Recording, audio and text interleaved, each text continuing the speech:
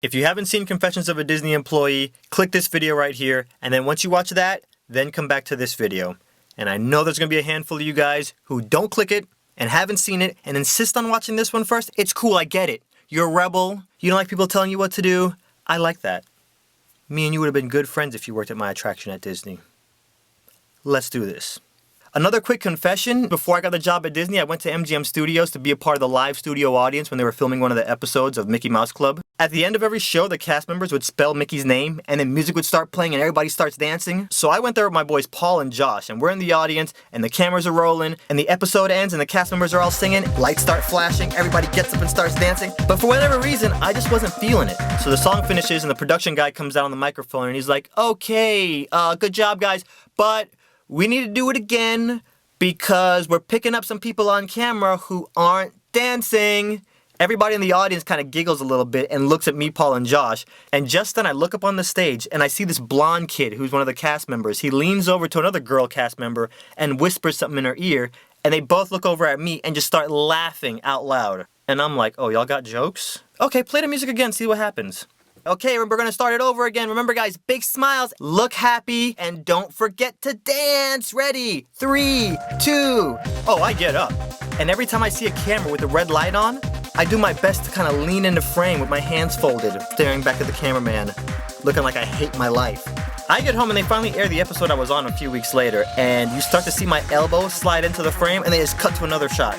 And they finally show the master shot with everybody dancing, and they superimposed Mickey over me, Paul, and Josh in the background. Turns out that blonde kid that was laughing at me, his name was like Justin Timber something, I don't know, like he got a record deal and made a Christmas album. But yeah, I only acted rebellious at Disney when I felt disrespected.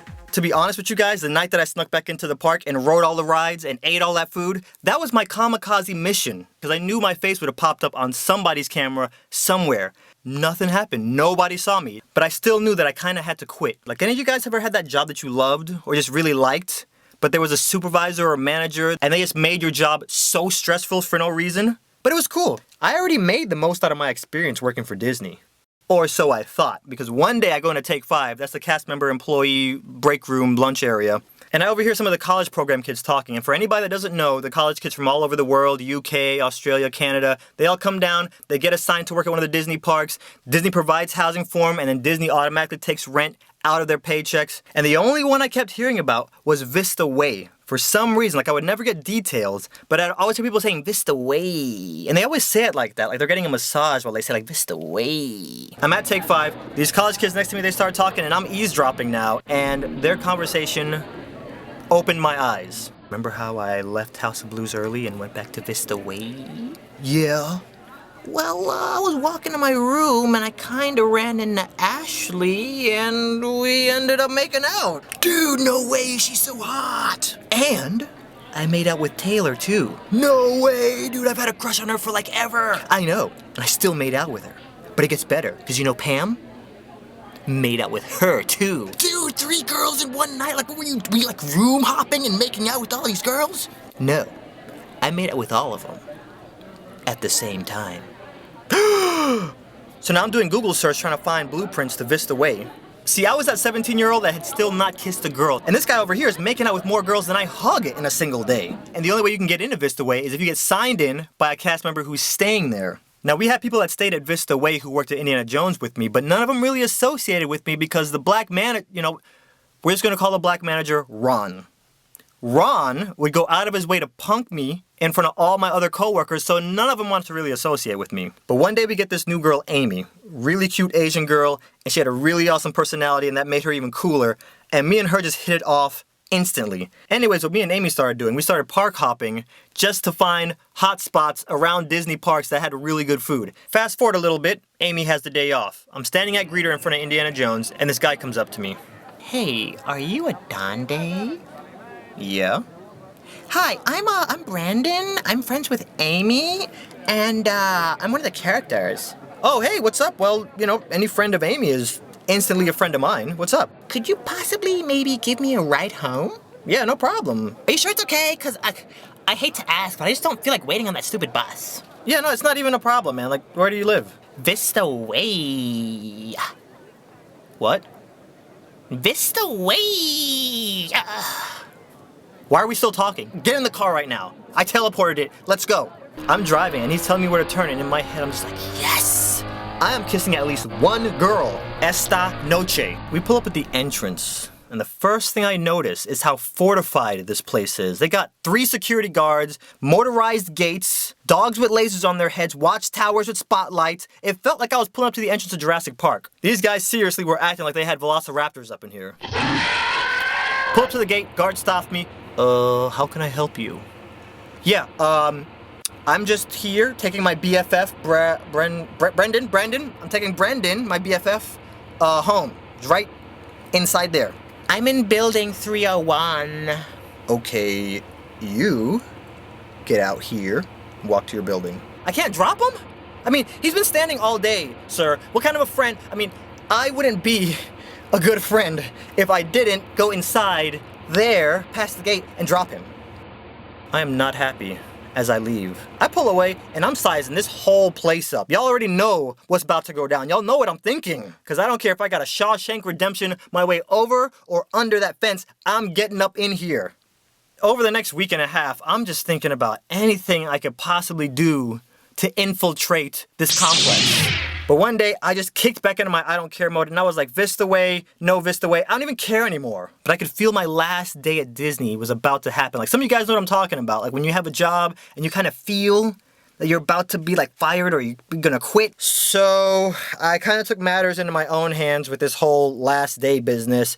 I went and got both my ears pierced. I knew there was no way I can go into work with both my ears pierced. I am quitting today. I go in, some manager is about to get my name and my name tag imprinted on their cheek. Our first show finishes and we're cleaning up the theater, and then suddenly I hear, scrub the ground! What is this music doing playing at Disney? And guys, this is my last day, so I don't even care. I just stop cleaning and just walk off. I go to investigate. So I just follow the music and I turn the corner. All I see is an explosion of cheerleaders everywhere. And for any of you cast members, past or current, watching this video that have ever worked at Disney for a year plus, you know exactly what I'm talking about when I say the cheerleaders. Every year, there's a national cheerleading competition that's held at Disney World, and thousands of high school cheerleaders from all over America invade Disney for 3 days. I had never seen so many girls in one place in my entire life. I felt like I was in a music video. And these girls did not look like they were doing any cheer routines I had ever seen before. These ladies were dropping it like it's hot. My mind was blown. I instantly run back to Indiana Jones to tell my coworkers, I'm like, guys, there's like 500 girls here. Adonde, man, they've been here since Thursday. We even hung out with some of them last night after work, bro.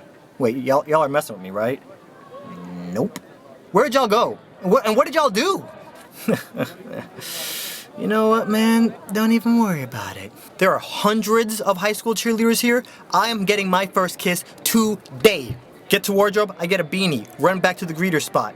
Guess who comes strolling around the corner? Yep, a manager. And it was a new manager. Never seen this guy before, and I'm just like, crap. He walks up next to me, and in my peripheral vision, I see him look at me, then look away. And then he looks at me like he's gonna say something, and he's like, and looks away. And then he finally speaks. He's like, hi. Hey. How are you doing today? Fine.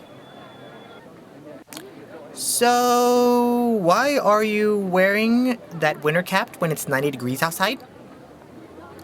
Reasons. Medical reasons? And I knew this guy was not gonna just drop it. So I just lifted up the right side of my beanie and showed him my earring. Oh, no!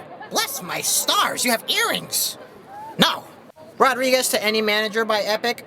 And I'm like, no! This is my moment right here, thug life. This is Richard. I've got a code, I've got an employee, situation.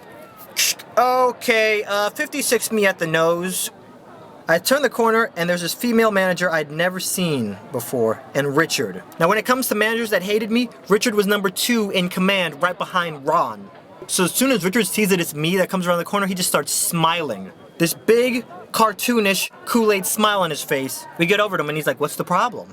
The manager doesn't tell him, he just kind of looks at me. And at this point, you know, I'm not even gonna say anything to any of these people. I just raise up my beanie and show my earring. Oh, Adonde, you know better than this. Okay, you know what? We'll just make this real simple for you. We're gonna send you home. Don't come back until you take your earrings out. And you guys know when you take a piece of paper and you crumple it up and you throw it into the trash and miss and have to do that walk of shame? Pick that piece of paper up and throw it back in? Yeah. Amplify that by 1,000,000. And you have an idea of what my final walk off Disney property was like. Because there were high school cheerleaders everywhere. I'm walking down Commissionary Lane and I saw something that almost had me rip my earrings out and run back into work. There was like 5 white girls all doing the Tootsie Roll. I thought I was looking at CGI because I didn't even know this was possible for white girls to be doing the Tootsie Roll this good. And even to this day, that was the last time I stepped foot into a Disney park. And I went home and just never came back.